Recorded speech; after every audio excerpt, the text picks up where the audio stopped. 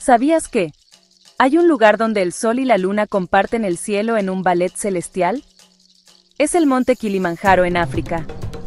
Mientras el sol se pone, pintando el cielo de dorado, la luna se levanta en el lado opuesto, proyectando un brillo suave. La ubicación del Kilimanjaro y la inclinación de la Tierra hacen esto posible, creando un momento donde el día y la noche coexisten. Los escaladores consideran este espectáculo un regalo para los que consiguen alcanzar la cumbre, quedando maravillados por esta sinfonía celestial. ¿Te gustó?